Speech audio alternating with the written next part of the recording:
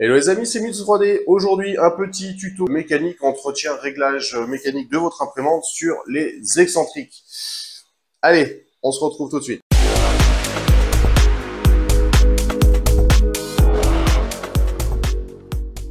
Du coup, les excentriques, ils servent à quoi? Les excentriques, ils servent tout simplement à régler l'espacement entre les roues V-slot et votre cadre aluminium. Ici, j'ai pris un 20 par 40. Châssis de Under 3 si je ne dis pas de bêtises. Et donc, suivez bien les notices de montage des fabricants. Donc, initialement, ils sont souvent mal réglés. Vous pouvez trouver votre plateau qui bouge. Donc, il bouge comme ça, bien évidemment. Mais si vous le forcez en rotation comme ça ou une rotation dans ce sens-là, vous pouvez sentir des jeux anormaux. Ces jeux-là, bien évidemment, ils vont impacter le résultat de vos impressions, donc la qualité des pièces. Parce que, bien évidemment, si le plateau peut bouger, votre pièce peut bouger par rapport à la muse, et votre pièce doit être fixe. Donc ces jeux, comment ils se règlent? On va se retrouver sur une petite table de montage dans 2 petites minutes. Les différentes causes que vous pouvez avoir, donc un mauvais montage de la part du fabricant, je l'ai déjà parlé, et l'usure tout simplement, parce que les roues V-slot sont, je ne sais plus en quelle matière, je crois que c'est une sorte de nylon, vont tout simplement frotter sur les rails, et finir par s'user. Vous verrez régulièrement devoir nettoyer les roues V-slot avec l'usure, la petite poussière qu'on retrouve dessus, qui ressemble un peu à de la poussière de PTFE.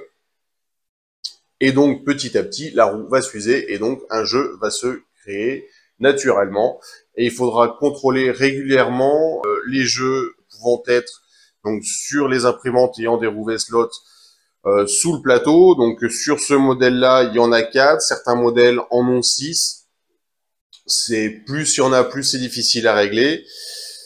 Vous en aurez aussi sur la barre des X, donc côté pour les simples Z, côté Z et à l'opposé. Et vous en aurez aussi sur les double Z des deux côtés sur les montants. On se retrouve tout de suite sur la petite table de montage que je vous ai préparée pour vous montrer comment c'est foutu, à quoi ça sert et comment ça se règle. Donc, tout simplement, le réglage des excentriques. Donc, vous aurez besoin de la petite clé qui est donnée par le fabricant dans les outils de la machine, ou tout simplement d'une clé de la taille correspondance, ou d'une petite clé à molette. Donc, les excentriques, comment les repérer? Donc, quand vous regarderez les roues V-slot, alors, je vais enlever le chariot, ce sera plus facile. Vous pourrez voir dessous des entretoises ici, entre le châssis du plateau et la roue V-slot, une entretoise couleur aluminium, donc une entretoise cylindrique et une entretoise qui est hexagonale. L'entretoise hexagonale et l'excentrique lui-même. On va en démonter une pour vous montrer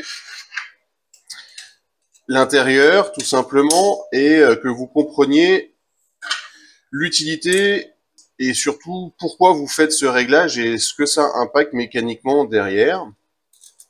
Hop. Alors, il manque un petit tour. Voilà. Alors, l'excentrique a un petit décolletage ici qui est rentré dans le plateau pour le guider. Et vous pouvez voir, alors est-ce qu'on va réussir à avoir une bonne mise au point? Oui, c'est pas trop mal.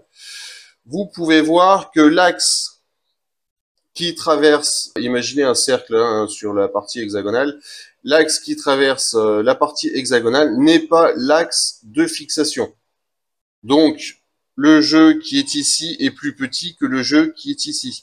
Donc, quand vous allez tout simplement tourner l'excentrique dans sa partie fixée, donc sur son axe de rotation, vous allez déplacer la roue V-slot par rapport à son axe. Donc ici, je déplace la roue V-slot à droite, et ici, je déplace la roue V-slot à gauche.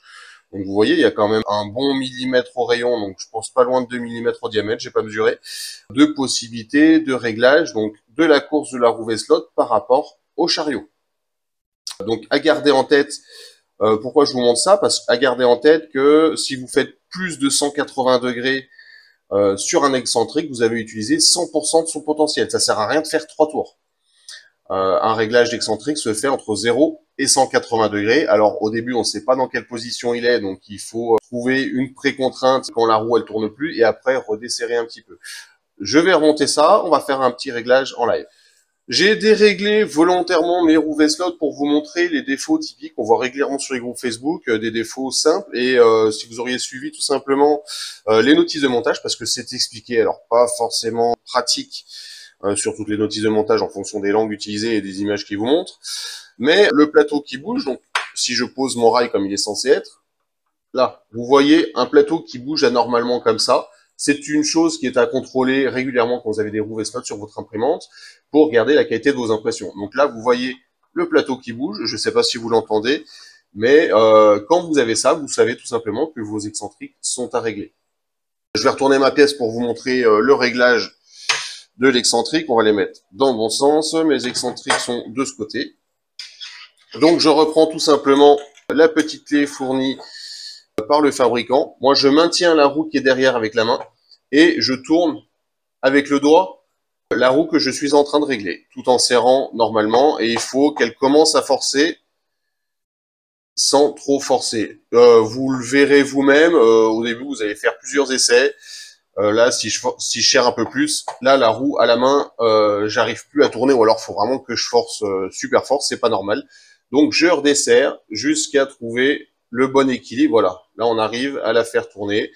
Donc, ce qui veut dire que le plastique frotte sur le rail, mais arrive encore à tourner. Je fais pareil avec l'autre.